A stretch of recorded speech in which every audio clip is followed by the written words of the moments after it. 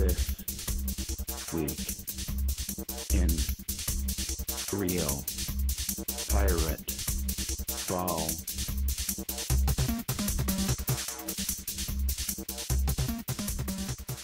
What's up, everybody? Greg Mercer's back with another edition of This Week in Real Pirateball. Let's get to it. Since his call-up to the majors, Starling Marte has captured the hearts of Pirates fans with his inspired play.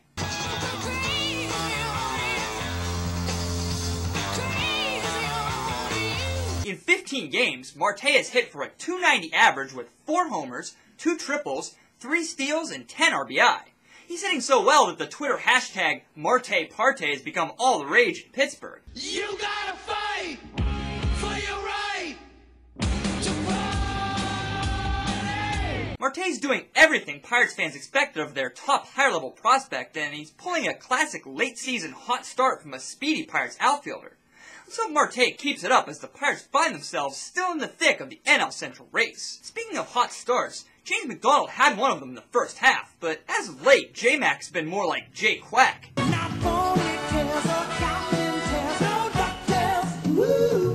In his last 6 starts, McDonald's compiled an 8.71 ERA and a 2.03 WHIP. He's allowed 8 homers in those games. In his first 17 appearances, he only allowed 7. Although his breaking stuff still looks pretty good, McDonald is getting behind the hitters way too often, which is forcing him to put pitches in the heart of the plate. It really reminds me of the season that Ian Snell had for the Bucks back in 2007. Clint Hurdles announced that the recently bullpen butthurt Kevin Correa will be added back in the rotation, which may help McDonald to jumpstart his season. So, can someone out there answer me this question? Why in the living hell is Rod Barajas still starting more games than Michael McHenry? I don't get it. I don't get it. Barajas is fighting to stay at the Mendoza line at the plate and has only thrown out 8% of base stealers this year. Meanwhile, McHenry has 11 home runs and is hitting .281 with a .921 OPS in 50 games. Although his 13% caught stealing percentage still stinks, it's better than Rod's is.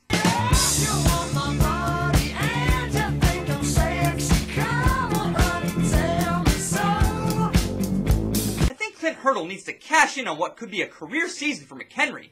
This 3-2 split being employed is seriously hindering the Pirates' offensive potential.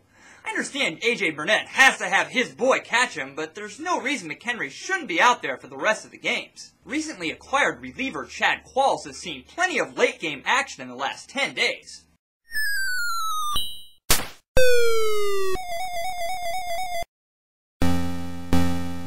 The veteran pitcher was brought in to spell Jason Grilli in the setup role and solidify a bullpen that has several younger arms and a few injuries. I won't lie, I'd rather kept Casey McGee since he seemed to be starting to hit, and I did like Brad Lincoln, who looked to be a solid bullpen arm. Apparently, Qualls' experience was more important to the team, even though he's not been very effective thus far in his stints with the Phillies and the Yankees. Everyone on Twitter still loves this guy because of his name. It's fun to rhyme his name with various songs, and of course, someone suggested that I make a song about him. So, hopefully you'll accept this parody submission.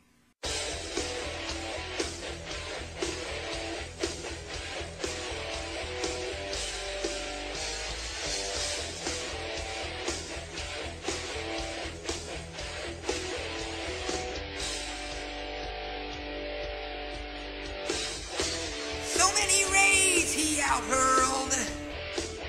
Flyouts, grounders, and Ks. The Padres steeple they would flee. The Phillies he'd shelve, cursing his name. Bases jammed.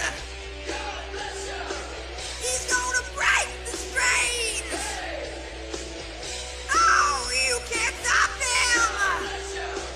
He's gonna do set you down, man. We've got Chad Qualls with the ball, yeah. Qualls with the ball.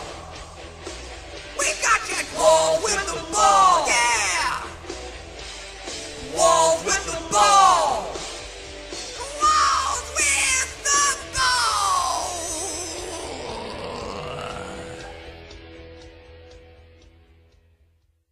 The questionably disturbed Jared Hughes has had 3 rough outings in the last week.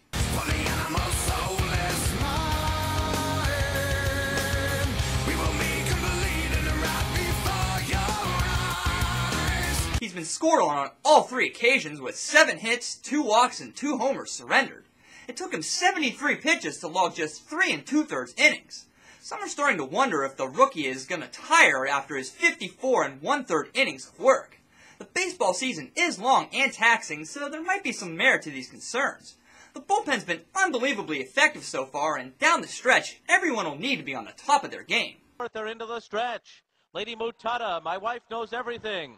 Center of the track, the wife doesn't know. Into the final furlong, my wife knows everything. The wife doesn't know. They're 1-2. Of course they are. Staying with the bullpen theme, Triple-A pitcher Jeff Locke was promoted to the Pirates' pen this week. I hereby declare Miami to be Smooth Jimmy's Lock of the Week. In 21 starts with Indianapolis, the Southpaw went 9-5 with a 2.66 ERA and 1.22 WHIP. He also had an excellent 8.1 strikeout per 9 innings ratio. Many believe Locke to be a control-type lefty, but his arsenal of pitches and movement must be pretty tough on hitters to consistently have high K per 9 rates like he does. He'll fit into the long relief role for the time being, which makes sense when you look at his locks. Man, I thought I had some crazy curly hair when I let it grow out. This guy would definitely give me a run for my money. The Pirates started an 11-game homestand this week when they hosted the Arizona Diamondbacks. On Monday, the Pirates shut out the Snakes 4-0. Eric Bradar was on point with a 7-inning, 5K outing in which he only allowed 2 hits. The Bucks actually managed to win a game without hitting a home run, as the 3, 4, and 5 hitters combined to go 5 for 12, scoring all 4 runs. The Bucks lost 10-4 on Tuesday. The team had gone 54-0 when leading going into the 8th until Arizona erupted for 4 runs in the inning and then 3 in the 9th. It took 3 home runs for the Pirates to win 7-6 on Wednesday. Neil Walker, Starling Marte, and my boy Jordy Mercer all went yard, and Joel Hanrahan struck out the side to earn his 33rd save of the year. The Pirates could only manage a split of the 4-game series due to their 6-3 loss on Thursday. Joe Saunders stifled the Bucks' offense, and Jason Kubel hit 2 home runs to power the Diamondbacks to the win. The Bucks then hosted a hot San Diego Padres team that had won 4 games going into the series. The Pirates had lost 9 straight at PNC to the Pods, and that streak extended to 10 after a 9-8 loss on Friday.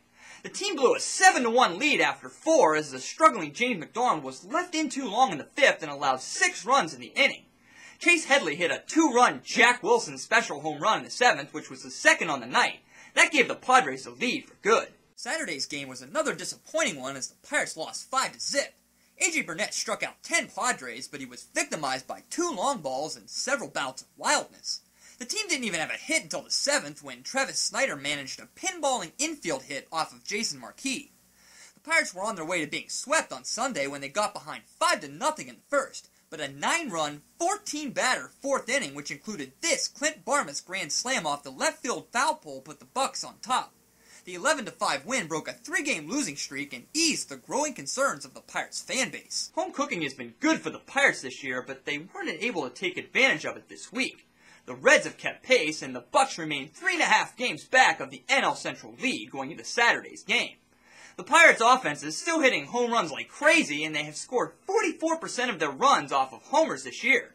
Unfortunately, recent pitching issues are a troubling sign that the staff may be wearing down. They'll really need to focus next week with 7 important games on the schedule, 4 against the Los Angeles Dodgers and 3 against the St. Louis Cardinals. Well, that does it for this week. Join me next time for another edition of This Week in Real Pirateball. I'm Greg Mercer. Later.